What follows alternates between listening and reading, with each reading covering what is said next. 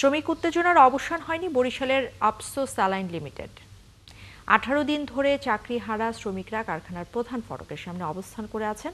অপরদিকে মালিকের নির্দেশ পেয়ে কর্মরত শ্রমিকরা কাজে যোগ দিতে এসে দ্বিতীয় দিনের মতো বাধার মুখে পড়েছেন। এতে উৎপাদন বন্ধ হয়ে গেছে কারখানায়। বিধান সরকার জানাচ্ছেন বিস্তারিত।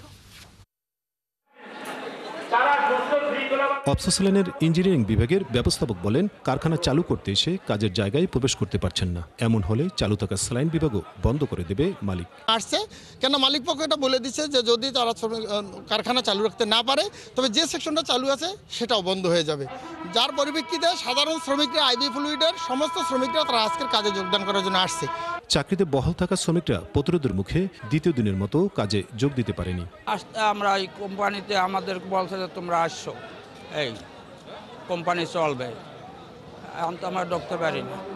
ওই জায়গায় যত লোক দেখেন বাইরের লোক বেশি, এনসিবির লোক আছে, বাইরের যে বিএম কলেজের পোলাপান হয়তো দুই একজন আছে, বাইরের লোক দিয়ে আর আন্দোলন করতে আছে। রাস্তা আটকাইতে এখন সরকার পদক্ষেপ নেবে, প্রশাসন পক্ষ পদক্ষেপ নেবে, তারাও কিছু নিতে আসে না। এরা আটকায় রাখছে, এরা টাকা পয়সা লইয়েছে, এরপর বহিরাগত লোক লইয়ে না আটকায় রাখছে আমাকে। এতে সবচেয়ে বেশি ভোগান্তিতে পড়েছেন শিক্ষার্থী থেকে পথচারী।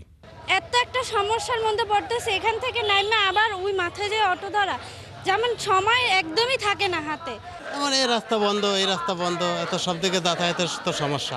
হ্যাঁ, যে বাচ্চারা তো আতঙ্কিত, অত ভয় পাচ্ছে, কারণ রাস্তায় মিছিল দেখলেই ভাবে যে কি হচ্ছে। চাকরিহারা শ্রমিকদের শান্তিপূর্ণ আন্দোলনে ফ্যাসিবাদী কায়দায় দমন করতে চাইলে অনাকাঙ্ক্ষিত ঘটনার জন্য মালিক দায়ী থাকবে বললেন চাকরিহারা শ্রমিকদের সাথে একাত্ম হওয়া শ্রমিক দলের নেতা। শান্তিপূর্ণ আন্দোলন এটাকে নস্যাৎ করার জন্য মালিক পক্ষ আজকে ফ্যাসিস্টদেরকে এখানে উপস্থিত করেছে।